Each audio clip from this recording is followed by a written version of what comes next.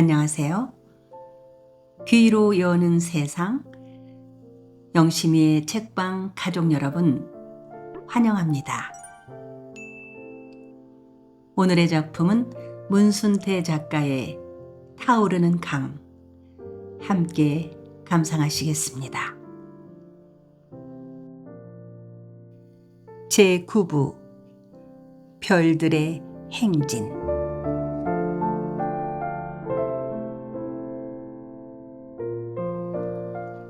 새해가 밝은 지 나흘째 되는 1월 첫째 주 일요일 저녁.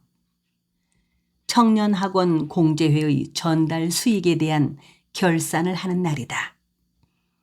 이날은 청년학원 공제회 회원들이 모두 모여 한 달 동안의 총 판매와 수익금을 따지고 각자 이익금에 대한 분배가 이루어진다. 후원 회장인 양만석도 이 자리에 참석했다. 31명의 회원들이 한 명도 빠지지 않고 좁은 방에 신골 박히듯 가득 들어앉았다. 이제 회원이 30명이 넘게 되니 이 방에서는 결산회의도 할 수가 없겠네요. 아무튼 우리 광주 청년학원 공제회가 우길승천의 기세로 발전하고 있어 기쁩니다. 이 모든 것이 양만석 후원 회장님께서 우리를 성원해 주신 결과라 사료되어 거듭 감사의 말씀을 올립니다. 그런 의미에서 양만석 후원회 회장님께 박수를 부탁합니다. 먼저 청년학원 공제회 회장을 맡고 있는 정도환이 간단한 인사말을 했다. 정도환은 청년학원을 졸업하고 농업학교에 진학을 했지만 공제회에 계속 남아 회장을 맡고 있었다. 청년학원 출신이 상급학교에 진학한 경우에도 본인의 희망에 따라 공제회 회원으로 남아 고학을 할 수 있도록 규약을 바뀌었다. 간단한 인사말을 끝낸 정도환이 양만석에게 격려의 말을 부탁했다. 양만석은 사양했다. 청년학원 공제회에 관여하고 싶지 않았기 때문이다. 그는 이제 청년학원 공제회 회원들에 의해 자율적으로 운영되기를 바랐다. 이만하면 회원들만으로도 잘 꾸려나갈 수 있다고 믿었기 때문이다. 그래서 실은 이날의 결산 회의에도 참석하지 않으려고 했었는데 정도환 회장으로부터 꼭 참석해달라는 부탁을 받고 마지못해 얼굴을 내밀었다. 총무를 맡고 있는 문충식이 회원들 한 사람 한 사람 호명하여 일일 판매고와 월 수익금을 낱낱이 보고했다. 문충식 역시 청년학원을 졸업하고 사범학교에 진학한 후에도 청년학원 공제회에 남아서 스스로 학비를 벌어 학교에 다니고 있다. 문충식은 2살 터울의 동생도 공제회 회원으로 받아들여서 청년학원에 다니게 했다. 얼마 전에 그는 청주 한 병을 사들고 양만석을 찾아와서 그동안 공제회에서 저축한 돈으로 다리를 못 쓰는 아버지를 병원에 모시고 가서 치료를 받아 이제 조금씩 걸을 수 있게 되었노라고 했다. 문충식은 이 모든 것이 양만석의 은혜라면서 진심 어린 감사를 표하고 돌아갔다. 양만석은 문충식과 정도환을 보면서 청년의 공제회를 만들기를 참으로 잘했구나 싶었다. 문충식의 결산 보고에 따르면 청년학원 공제회 회원들의 한 달 평균 수익이 1원 조금 넘었다. 능력이 뛰어난 사람은 2원에 육박하기도 했다. 학생 신분으로 그만한 벌이면은 금융조합에 다니는 하이칼라 양복쟁이 수입에 뒤지지 않았다. 문충식이 그렇듯 회원들은 대부분 자신이 번 돈으로 본인의 학비 조달은 물론 식구들을 건사하고 동생들을 학교에 보내기도 했다. 공제회에서는 매월 가장 높은 수익을 올린 이달의 수익왕 학생 한 명을 골라 상금을 주기도 했다. 양만석은 공제회에서 회원들과 함께 저녁을 먹었다. 밤이 이슥해서야 공제회 대문을 나서려는데 정도환이 바쁘게 따라 나왔다. 저 선생님께 꼭 드릴 말씀이 있습니다. 깜깜한 주변을 두리번거리며 말하는 정도환의 태도가 여느 때와는 좀 달랐다. 조용히 말씀드릴 게 있어서요. 그래? 무슨 이야긴데 그러는가? 오늘 아침에 형님이 저를 찾아와서 선생님께 은밀히 전하라고 했습니다. 자네 형님이? 경찰부 형님 말인가? 예, 형님 말로는 얼마 전에 결성된 학생들의 비밀 결사 비밀이 센 것 같다고 합니다. 뭐라고? 자네 형님이 그런 말을 했단 말인가? 형님 말로는 분명 성진회라고 했습니다. 한 달에 2번 만나서 학습과 토론을 한다는 것까지 알고 있었습니다. 발교회원 중에 경찰과 선이 닿는 사람이 있는 것 같다고 했습니다. 다음 집회 때 기습할지도 모르니까 조심하라고 하면서 꼭 선생님한테 알리라고 당부했습니다. 알았네. 고마워. 양만석은 정도환의 손을 잡아 흔들며 고맙다는 말을 하고 나서 어둠 속으로 걸음을 재촉했다. 경찰이 성진우의 비밀 결사 정보를 탐지했다면 큰 문제가 아닌가. 시급히 이 사실을 성진우의 지도부에 알리기 위해 서둘렀다. 그는 반다름으로 금성관으로 달려가 마당에 들어 서기가 바쁘게 다급하게 백년이부터 찾았다. 마침 저녁을 먹고 혼자 공부를 하고 있던 백년이가 양만석의 목소리를 듣자 빠끔히 문을 열고 어둠 속으로 얼굴을 내밀었다. 오랜만에 얼굴을 보는데도 백년이는 반가움을 드러내지 않고 오히려 뜨악한 반응이었다. 백년이도 진남관에서 하숙하는 최규창이 알지? 양만석의 목소리가 다급해졌다. 그때서야 백년이가 토마루로 내려섰다. 어서 가서 내가 좀 보잔다고 하고 규창이 데려와라. 아니, 최규창이한테 왕제일이나 장재성이 좀 데리고 오라고 해라.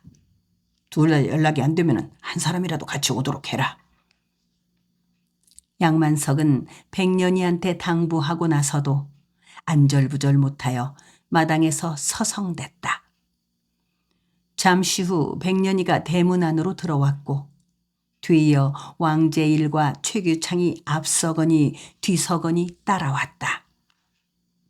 그들은 양만석을 보자 허리를 기역자로 꺾고 정중하게 인사를 했다. 마침 왕제일이 규창의 집에 와 있다가 백년이의 전가를 받고 같이 왔다고 했다. 양만석은 왕제일과 최규창을 별채에 있는 그의 방으로 데리고 들어갔다. 백년이는 잠시 미적거리는 것 같더니 들어오지 않고 안채로 향했다. 양만석은 백년을 부르지 않았다. 저 성진의 다음 모임이 언젠가? 양만석은 왕제일과 최규창이 방에 들어오자 다급하게 물었다. 다음 토요일이 모입니다. 최규창이 대답했다. 당분간 모이지 않는 게 좋을 듯 싶네. 이유가 뭡니까? 왕제일이 다소 불만스러운 목소리로 물었다. 성진의 비밀 결사 내용을 경찰이 알고 있다고 하네. 그럴 리가 없습니다. 철저히 비밀을 유지하고 있는데 어떻게? 왕제일과 최규창이 동시에 화들짝 놀라며 서로의 얼굴을 보았다. 나도 처음에는 믿기지 않았네. 그렇지만 사실이야. 조금 전에 믿을 만한 사람으로부터 은밀하게 연락을 받았네. 내게 정보를 알려준 사람은 경찰이야. 아무래도 발기 회원들 중에 불확치가 있는 것 같네. 정말입니까? 누굽니까? 왕제일과 최규창은 동시에 기급하듯 다시 놀랐다. 양만석으로부터 성진의 발기 회원 중에 경찰 프락치가 있다는 말을 전해 들은 왕제일은 최규창의 하숙방으로 돌아와 심각한 고민에 빠졌다. 다음 토요일 모임 때 급습을 당할지도 모른다니 기가 막힐 일이었다.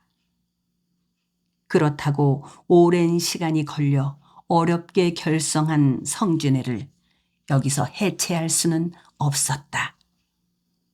그는 눈을 감고 누워 한 사람 한 사람 15명의 발기회원 이름을 불러 머릿속에서 이름과 얼굴을 일치시켜가며 결사의 비밀을 경찰에 제공할 만한 사람이 누구일까 따져보았다. 아무리 생각을 되잡거려 보아도 의심할 만한 인물이 떠오르지 않았다. 처음부터 조금이라도 의심의 여지가 있는 사람은 회원에서 제외시켰지 않았는가. 형, 암만 해도 장재성, 박인생 등 성진의 간부들 의견을 모아봐야 하지 않겠어? 지금 당장 재성이네 집으로 가세. 최규창이 머리를 쥐어 뜯으며 거푸 한숨만 몰아쉬고 있는 왕제일에게 말했다. 그러자 왕제일이 벌떡 일어서더니 당장 장재성을 만나러 가야겠다고 했다. 두 사람은 진남관을 나와 장재성의 집으로 향했다. 어느덧 밤이 이슥하게 깊어 거리에는 인적이 드물었다. 거리는 어둠과 추위로 얼어붙은 듯 쌀쌀했다. 장재성의 집은 우체국에서 가까웠다. 조붓한 골목으로 들어서 세 번째 기와집 앞에서 걸음을 멈춘 두 사람은 한동안 망설였다. 시각이 너무 늦었기 때문이다. 오랫동안 추위 속에 서 있다가 최규창이 용기를 내어 조심스럽게 대문을 두드렸다. 이윽고 운동화 끄는 소리와 함께 대문이 열렸고 장재성의 누이 동생이 등불을 들고 얼굴을 내밀었다. 늘씬하고 잘생긴 장매성은 광주여자고등 보통학교 1학년이었다. 희미한 등불의 불빛에 비쳐 보인 장매성의 얼굴이 박보처럼 희고 고왔다. 제일이 오빠, 어쩐 일이세요? 장매성은 곧 왕제일을 알아보았다. 그녀는 팔을 들어 올려 등불을 앞으로 내밀고 불빛 속에서 다소 뜨악해하는 눈빛으로 최규창을 바라보았다. 이날 장매성을 처음 본 최규창은 뛰어난 미모에 잠시 혼몽해졌다. 아, 이 친구는 재성이랑 같은 학교 친구야. 밤늦게 미안하네. 오빠 좀 불러줄래? 꼭 전할 말이 있어서 그래. 왕제일이 말하자 장매성은 알았다며 이내 집 안으로 사라졌다. 잠시 후 장재성이 대문 밖으로 모습을 나타냈다. 이 밤중에 무슨 일이야? 급히 상의할 일이 생겼다. 여기서는 말을 못하겠으니 같이 가자. 내 집에서는 부모님 때문에 안 되겠으니 규창이 하숙방으로 가는 것이 좋겠다. 매우 다급해하는 왕제일을 본 장재성은 잠시만 기다려달라고 말하고 안으로 들어가더니 외투를 걸치고 나왔다. 누이 동생 장매성도 등불을 들고 오빠를 따라 나왔다가 왕제일한테 인사를 하고 대문을 걸었다. 그들은 영하의 추위로 꽁꽁 얼어붙은 어둠 속을 뛰어 함께 진남관 최규창의 하숙방으로 돌아왔다. 왕제일이 숨을 고른 후 양만석 선생으로부터 들은 자초지종을 이야기했다. 장제성은 한동안 무겁게 고개를 숙이고 앉은 채 말이 없었다. 박인생이한테는 연락했어? 한참 후에야 장제성이 고개를 들고 물었다. 아직. 먼저 너한테 알려야 할 것 같아서. 밤도 늦었고. 왕제일과 최규창이 난감해하는 얼굴로 한숨을 섞고 말했다.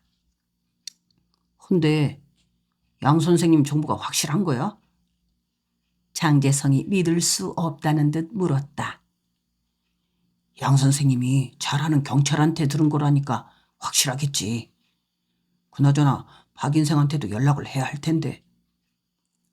그쪽에는 내일 연락하기로 하고 우선은 우리 쪽 멤버 중에서 의심이 가는 사람이 있는지 한 사람 면밀하게 따져보는 것이 좋겠어. 왕제일의 말에 장제성은 고개를 끄덕이고 나서 백지 위에 광주 고부 쪽 회원들 명단을 적기 시작했다. 장제성, 왕제일, 최규창, 김광용, 임주홍, 정우채, 국순업, 안종익, 김창주, 최용호. 자신을 포함해서 10명의 이름을 쓰고 난 장제성은 뚫어지게 이름들을 하나하나 들여다보았다. 의심 가는 사람이 아무도 없었다. 그때 최규창이 한참 동안 책상 서랍을 뒤적거리더니 사진 한 장을 꺼냈다. 성진의 결성 기념으로 찍은 사진이다. 그 사진 속에 15명의 얼굴들이 담겨져 있었다. 10명이 두루마기를 걸쳤는데 그중 5명은 검정색, 2명은 흰색이다. 나머지 5명은 교복 차림으로 외투를 걸친 사람도 있다. 두루마기 차림이나 교복 차림이나 모두들 모표가 붙은 학생모를 썼다. 이름보다는 이 사진을 좀 봐. 최규창이 사진을 장제성 눈앞으로 들이밀었다. 그래, 사진을 보면서 한 사람씩 따져보자. 왕제일도 사진을 들여다보며 말했다. 세 사람은 일제히 사진으로 시선을 집중시켰다.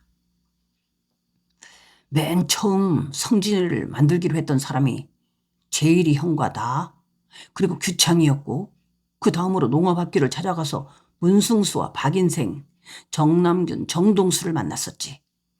여기까지 7명인데 문제가 없는 것 같고 그 다음에 어떤 경로를 통해서 15명으로 늘어나게 되는지 한 명씩 따져가며 생각해보자고. 장제성의 말에 셋은 7명을 제외한 사진 속 인물을 한 사람씩 짚어가며 그에 대해 아는 정보를 모두 이야기했다. 가만. 우리 3사람 중에서 누가 이 친구를 추천했지? 왕제일이 교복 차림의 한 학생을 손가락으로 짚으며 물었다. 장제성과 최규창은 고개를 흔들었다. 그러고 보니 평소에 그들과 별로 어울리지 않았던 친구였다. 임주홍이가 추천했나? 아닌 것 같은데 혹시 국순업이 추천했을까? 그러고 보니 수상쩍은 대목이 있는 것 같기도 하네. 누구? 아, 이 친구? 얼마 전에 나를 찾아와서 저녁을 먹자고 하기에 만났더니 전체 회원 명단을 달라고 하더라고. 그래서 회원들은 추천한 발기 회원만이 알고 있다고 했더니 자기가 알고 있는 친구가 회원이 되었는데 친일파 아들이라는 거야. 그래서 이름을 말해보라고 했지? 우물쭈물하면서 이름은 말하지 않더라고. 왕제일은 사진을 들여다보면서 한동안 미심쩍은 표정으로 입맛을 쩝쩝 다셔댔다. 맞아, 형. 이 친구 나한테서도 와가지고 똑같은 부탁을 했어. 그러고 보니 수상하네.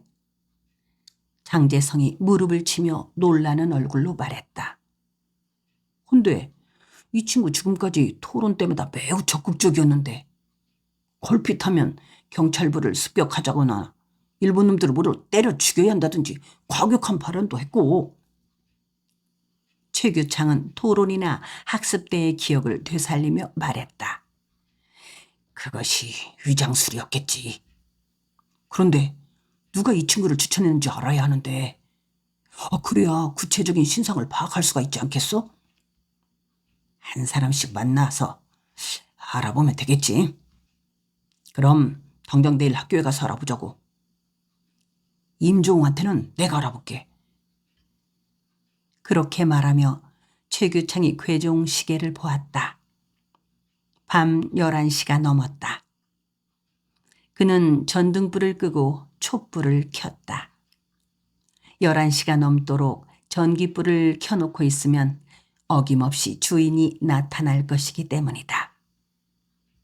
근데 우리가 이 친구에 대해서 너무 단정적으로 생각하고 있는 건 아닌가 몰라. 보다 신중을 기할 필요가 있을 것 같기도 해.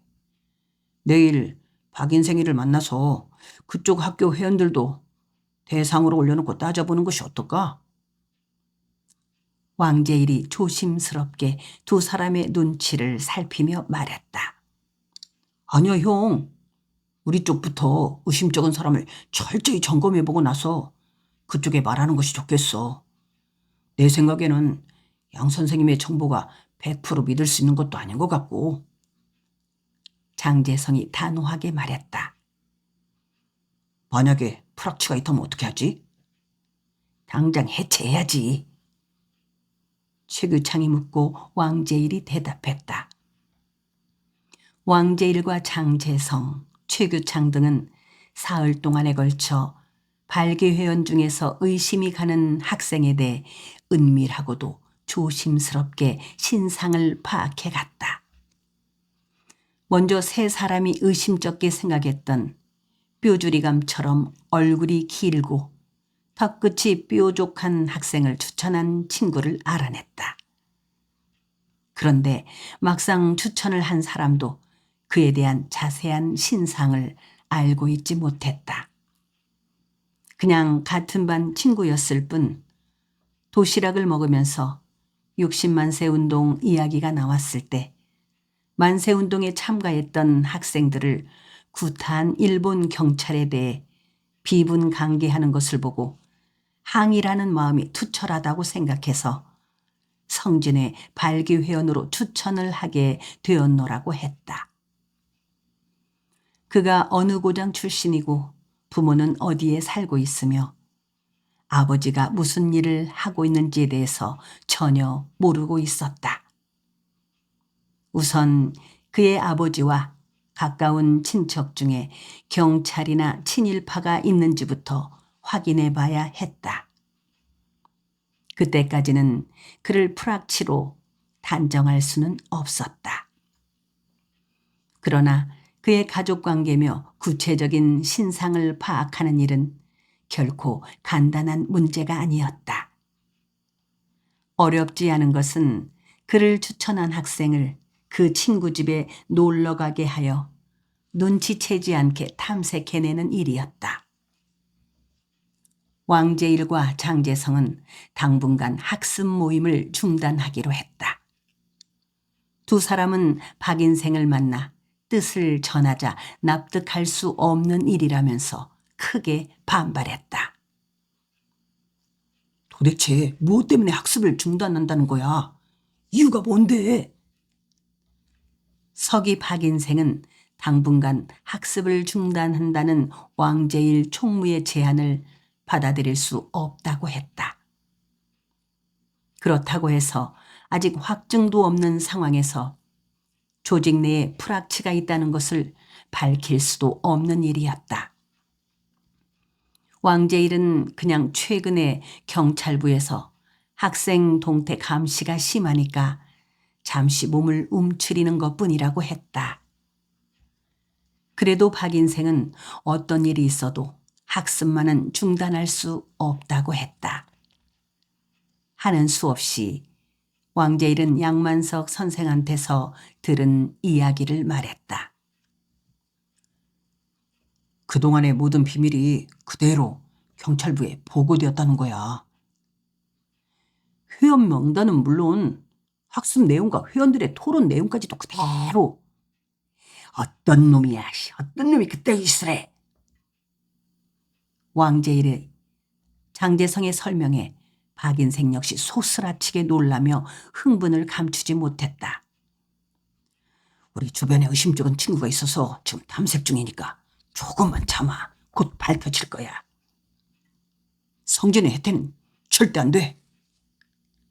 박인생은 침통한 얼굴로 고개를 끄덕이고 나서 무거운 발걸음으로 돌아갔다.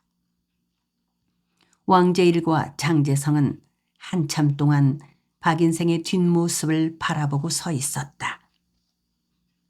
이렇게 된 것이 자신들의 잘못이기라도 한 것처럼 마음이 가라앉았다. 기실 그들은 성진회를 태동시키기까지 많은 어려움을 겪어왔었다. 그들이 성진회를 결성한 것은 오직 한 가지 목적 때문이었다. 그것은 성진회 조직 강령에도 명시되어 있듯이 일제의 굴레에서 조선의 독립을 쟁취하고 일본 제국주의를 타도하는 것이었다. 그들은 성진회를 통해 학내 투쟁에 머물러 왔던 학생운동을 한 차원 높여 민족 해방 투쟁으로 이끌어갈 계획이었던 것이다. 성진회가 출범한 지 몇 달도 안 되어 조직 내의 기밀이 모두 새어나가는 등 내홍을 겪고 있는 사이에 좌우 합법단체인 신간회가 만들어졌다.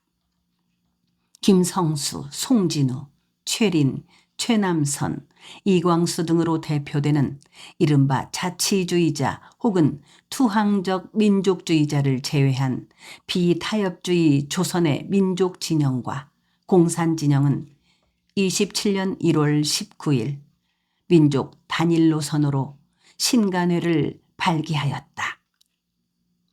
왕제일이 최규창의 하숙방으로 동아일보를 가지고 와서 신간회 발기에 대한 기사를 읽어주었다.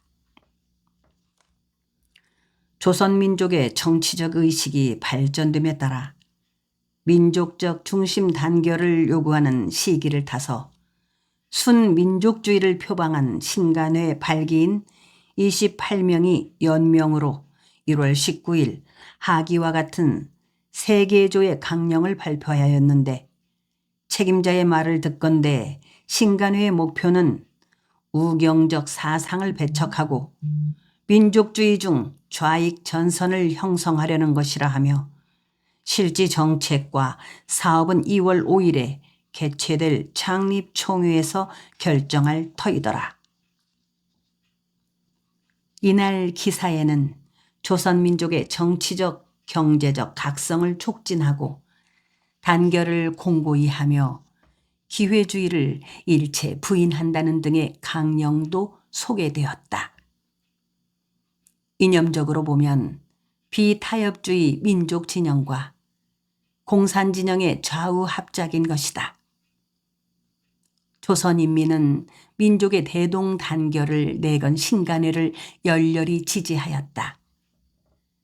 신간회는 이념적 차이를 넘어 민족 해방이라는 공동 목표를 내걸고 민족주의자들과 사회주의자들이 단결한 최초의 연합 전선이라는 점에서 그 의의가 크다고 하겠다. 이념을 뛰어넘어 공동의 적일 일제를 타도하는 투쟁에 있어서 공동 보조를 취하자는 데에는 아무도 반대할 사람이 없었다. 그로부터 한 달 조금 못된 2월 15일에는 100여 명의 회원이 참석한 가운데 창립대회가 열렸다. 의장의 신서구, 회장의 이상재, 부회장의 홍명희를 선출하고 조병옥, 안재홍, 허헌 등이 간부로 선임되었다. 회원수가 전국적으로 3만 명에 달했고 149개 지방에 지회가 조직되어 합법적인 항일 투쟁을 벌일 수가 있었다. 신간회는 한국인 착취기관의 철폐, 교육 차별의 금지, 한국어 교육 실시, 과학사상 연구의 자유 등을 주장하였다. 신간회가 창립되자 전국의 청년, 사상, 노동, 농민단체 등으로부터 지지운동이 전개되었고 사회단체의 해체와 파별 없애기를 통한 전선의 통일 등이 구체화되었다. 신간회 자매기관으로 여성단체인 근우회가 조직되어 여성들도 민족운동을 활발하게 펼칠 수가 있었다. 신간회 조직의 전국적인 추세에 발맞추어 전남에서도 많은 지회가 만들어졌다.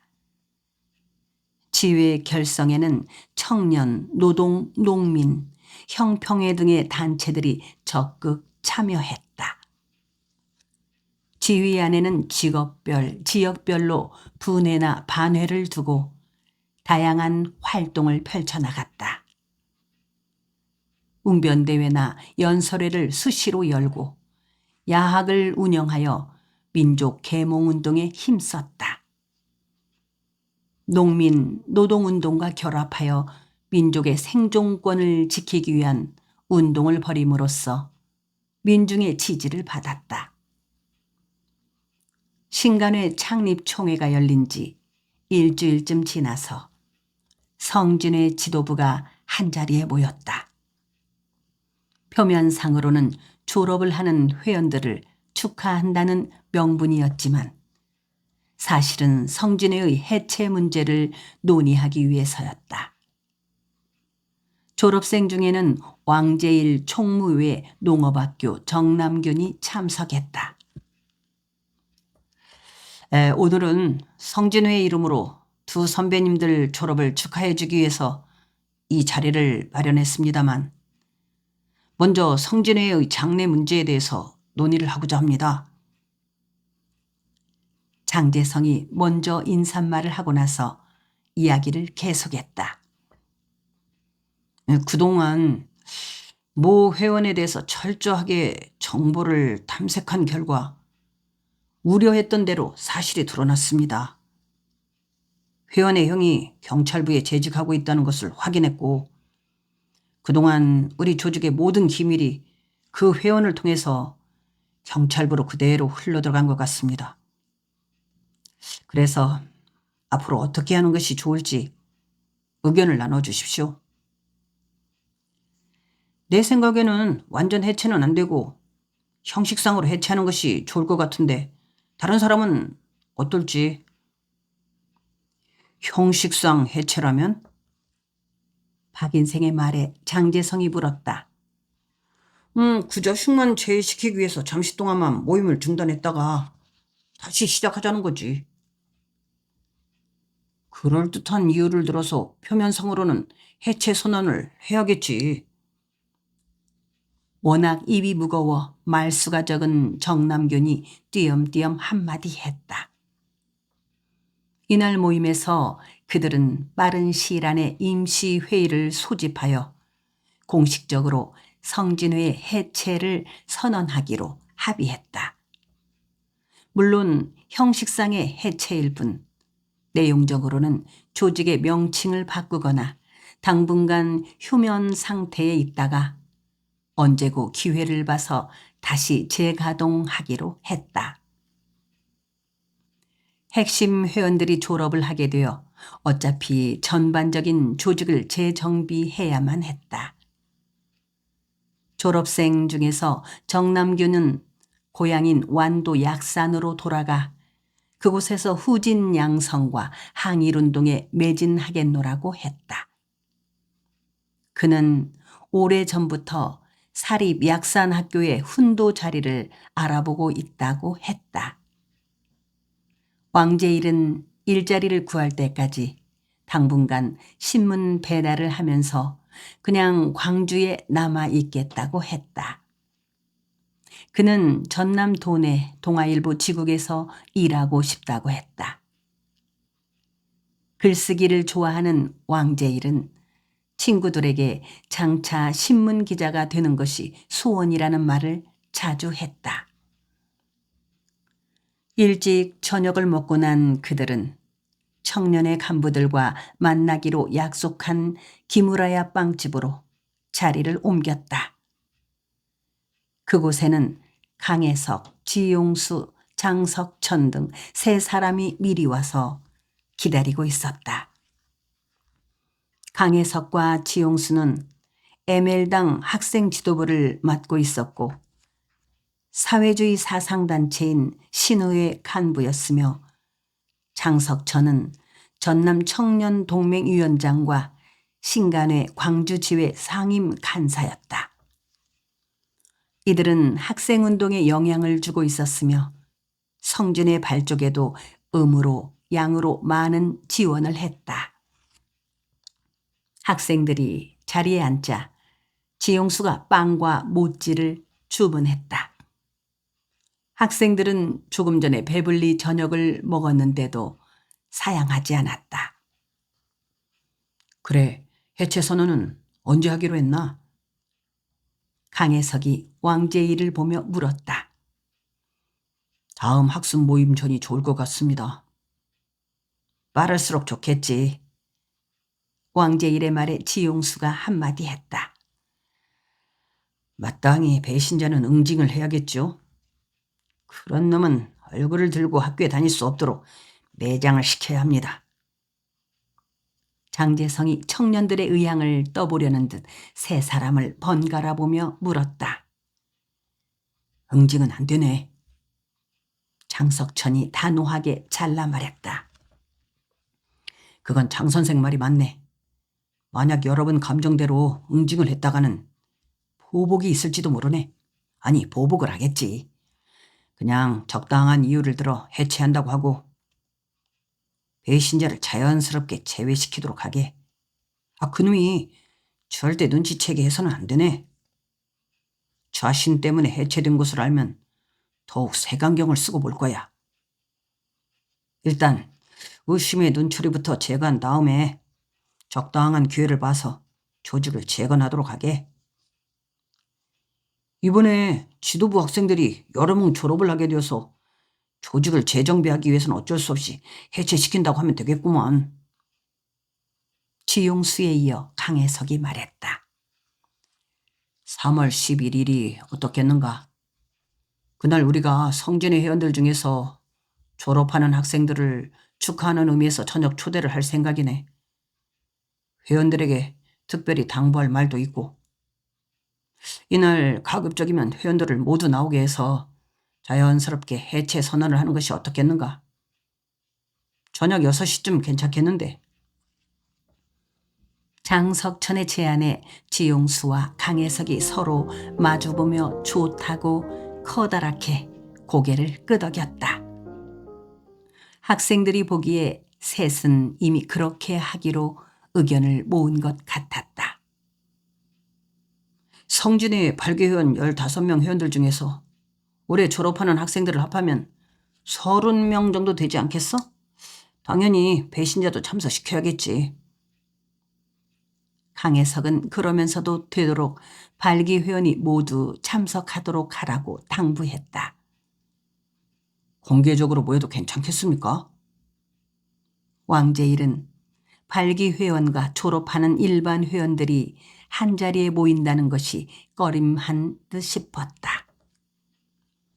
3월 11일 오후 6시 흥학관에서 가까운 청요리집에 성진의 회원 28명이 모였다. 광주 청년회에서 성진의 회원들의 졸업을 축하하는 자리였다. 성진회 발기회원 15명도 전원 참석했다.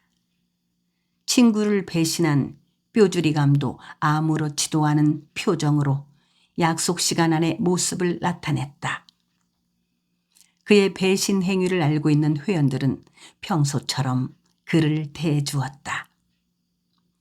청년회 측에서 강혜석과 장석천이 참석했다. 지용수도 참석하기로 했으나 갑작스럽게 집안에 일이 생겨서 나오지 못했다. 선배들이 졸업을 하니까 축하해 줄 일인데도 어쩐지 허전하지? 일부러 뾰주리감 옆에 앉은 장재성이 은근한 눈빛을 보내며 말을 걸었다. 그러네. 섭섭하기도 하고. 선배들이 빠져나가게 되면 성진에도 맥이 빠질 거야. 그거야 뭐 빈자리에 신입생을 참여시키면 뭐 되겠지. 이제 갓 들어온 풋내기들을 모아서 뭘 하겠어. 말도 통하지 않을 텐데. 그러니까 사상교육을 철저히 시켜야지. 그래서 우리들 책임이 더 막중해지는 거지.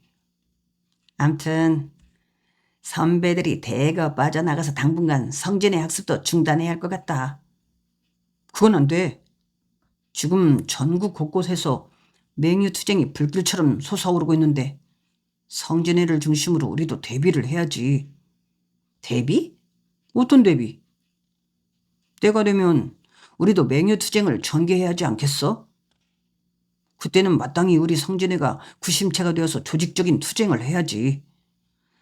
글쎄. 장재성은 애매하게 말끝을 얼버무리고 말았다. 그때 중앙에 장석천과 나란히 앉아있던 강혜석이 사회를 보기 위해 일어섰다. 여러분, 오늘 이 자리는 성진회 회원들의 졸업을 축하하고 이제 사회인이 되는 것을 환영하기 위해서 광주 청년회 이름으로 마련했습니다. 그동안 여러분들은 사회과학 연구를 위해서 결성된 성진회의 학습을 통해서 사상적으로 보다 성숙되어 조국의 미래에 대한 책임이 더욱 막중하다는 것을 깨닫게 되었으리라 믿습니다. 이제 학생 신분을 떠나 어엿하게 사회인이 된 여러분들은 앞으로 더욱 사상을 굳건히 하여 우리가 꿈꾸는 신사회를 건설하기 위한 사회운동에 더욱 매진해 줄 것을 당부드립니다. 그리고 재학생들은 앞으로도 조직의 결속을 더욱 공고히 하여 사회과학 연구에 힘써주기 바랍니다. 그러면 광주 청년회를 대표하여 장석천 전남 청년동맹위원장의 환영사가 있겠습니다. 강혜석의 소개에 장석천이 일어섰다. 조금 전 강혜석 동지께서 말씀하신 대로 오늘은 사회인으로 첫 발을 내딛게 되는 졸업생들을 우리 청년회가 환영하는 자리입니다. 그동안 여러분들은 학습을 통해 사상적 체계를 굳건히 다져왔습니다. 사회인이 된 여러분들은 이제부터는 연구를 통해 쌓아올린 사상을 구체적으로 실행해야 합니다. 이제 여러분들은 공부만 하는 학생이 아닙니다. 학생운동의 주체도 아닙니다. 이제부터는 민족해방운동의 주체가 되어야 합니다. 졸업을 하고 사회 각계각층에서 일하게 될 여러분들은 신사회 건설을 위한 투쟁에 솔선해야 합니다. 장석천의 환영사는 꽤 길었다. 환영사가 끝나자 졸업생을 대표해서 농업학교 정남균이 간단하게 답사를 했다. 그는 답사를 하면서 몇 번인가 울먹였다. 이어 성진회의 서기 박인생이 할 말이 있다면서 일어섰다. 성진회가 결성된 지 4개월이 되었습니다. 회원도 100명이 넘었습니다. 그동안 우리는 매월 2번씩 집회를 갖고 사회과학 연구와 학습을 꾸준히 해온 결과 사상적으로 많이 성숙해졌습니다. 그런데 아직 한 번도 학습을 통해 얻어진 사상을 실행에 옮기지 못했습니다. 더욱이 이번에 30명에 가까운 회원들이 졸업을 하게 돼서 조직이 약화되고 말았습니다. 그래서 지도부에서 뜻을 모았습니다. 매우 가슴 아픈 일이지만 부득이 성진회를 해체하기로 했습니다. 신입생이 들어오고 나면은 기회를 보아서 조직을 다시 추스르기로 했습니다. 찬동하시면 박수로 결의해 주시기 바랍니다. 박인생의 제안에 모두 박수를 쳤다. 물론 발기 회원들이 미리 준비한 시나리오대로 진행된 것이다. 반대하는 사람이 몇 명 있었지만 어쩔 수 없었다. 광주 고보 입학식 날이다. 아침 일찍부터 교문 앞이 북적거렸다. 엿장수며 사탕장수와 빵장수들이 몰려들었다. 연필이며 공책 등을 파는 학용품 장수도 눈에 띄었다. 엿장수의 가위질 소리며 장사치들이 저마다 물건을 팔기 위해 떠들어대는 소리로 시끌벅적했다. 입학식 시간이 가까워지자 학생들과 학부형들이며 축하객들이 줄을 이으면서 교문 앞은 더욱 붐볐다. 인력거와 택시를 타고 오는 입학생들도 있었다. 교문 앞에 인력거와 택시가 멈출 때마다 군것질 장수들이 한꺼번에 우르르 달려들어 에워쌌다. 눈깔 사탕이 가장 잘 팔렸다. 순식이 모자는 새벽에 부르메를 출발하여 통학 기차를 타고 광주역에서 내렸다. 낭자머리에 옥색 두루마기를 입은 순식이 어머니 박씨 부인은 역에 내리자 아들 순식이의 손을 꼭 잡고 구름다리를 건너 광장으로 나와 한동안 시가지 쪽으로 바라보고 서 있었다. 그녀는 오늘 결혼하고 나서 3번째 광주 나들이를 한 셈이다. 첫 번째는 순식이를 낳던 해 가을에 남편 양만석이 광주 구경을 시켜주었을 때고, 두 번째는 얼마 전 순식이가 광주 고보 입학시험 보던 날이었다. 첫 번째 광주에 왔을 때 양만석은 상점들이 즐비한 본정통을 구경시켜주고 나서 광주에서 제일 맛이 있다는 식당으로 데리고 가서 청요리를 사주었다. 아들 낳은 기념으로 옥비녀를 사주기도 했다.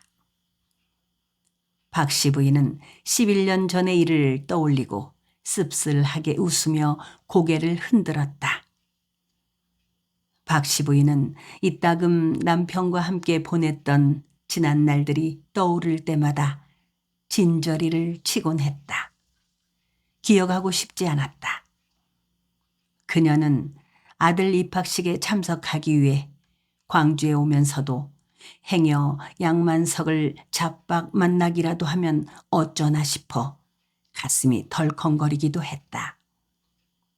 오늘 새벽에 부름의 친정집을 나오면서도 어머니한테 양서방을 만날까 겁이 난다고 말했더니 옆에 있던 남동생이 따라가겠다고 한사코 나서는 것을 간신히 떼어내었다. 박씨 부인은 역 앞에서 순식이와 함께 서둘러 인력거에 올라 광주 고보로 가자고 재촉했다. 광주역에서 광주 고보까지는 한달음에도 당도할 정도로 가까운 거리였다.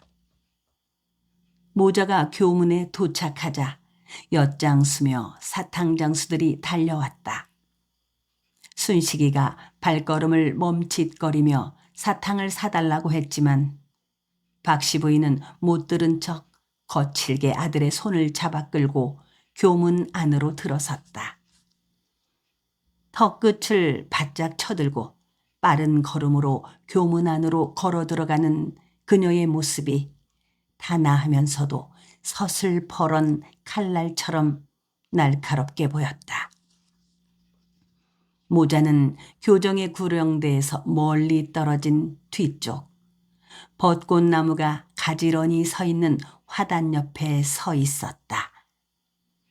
대부분의 학부형들이 햇살이 다사롭게 깔린 구령대에서 가까운 판잣집 교실 옆에 서서 입학식이 시작되기를 기다리고 서 있는데 박씨 부인은 아들과 함께 한갓진 곳에서 기다렸다.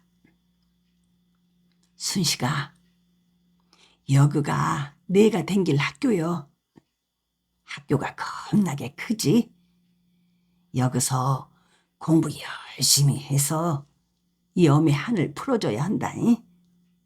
엄에는 오직 너만 믿고 살 것인께. 알았지야? 박씨 부인은 아들의 손을 꼭 잡고 학교 안을 여기저기 둘러보며 말했다. 순식은 대답이 없다. 사탕을 사주지 않았기 때문에 교정에 들어와서도 뚱해 있었다. 그때 광주 고보에 도착하여 택시에서 내린 양만석은 순식이 모자를 찾느라 사방을 두리번거렸다. 순식이 모자는 구령대에서 멀리 떨어진 외진 곳에 있었다. 양만석은 빠른 걸음으로 순식이 쪽으로 향했다.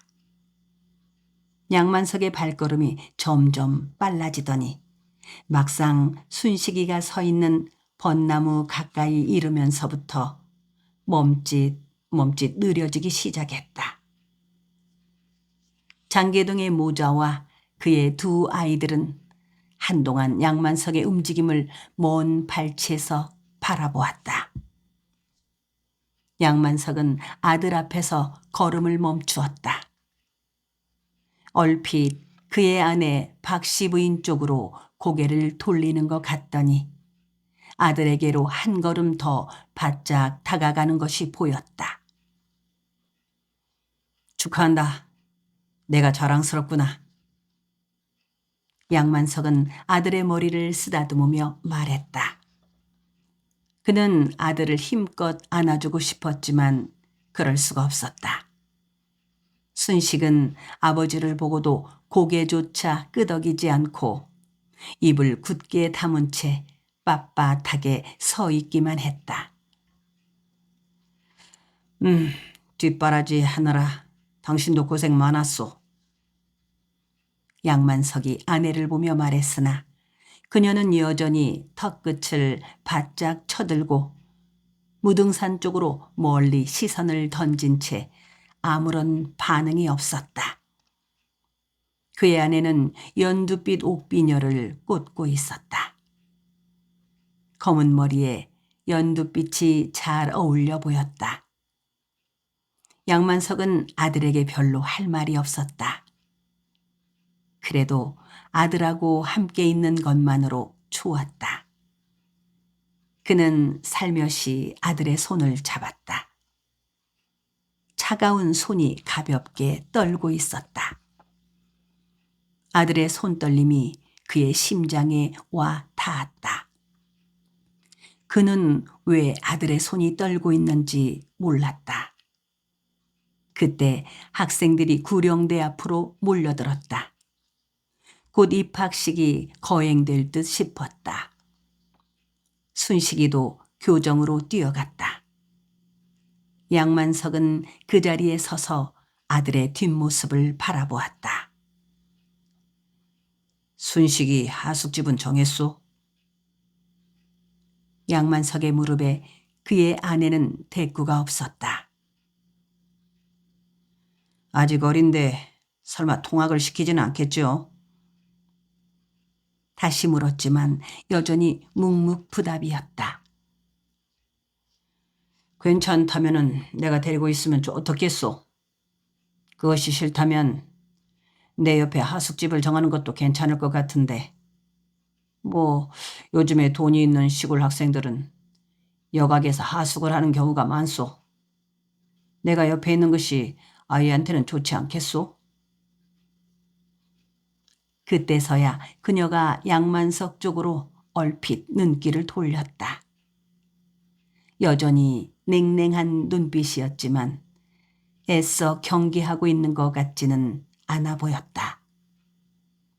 양만석이 한 걸음 그녀에게로 다가섰다.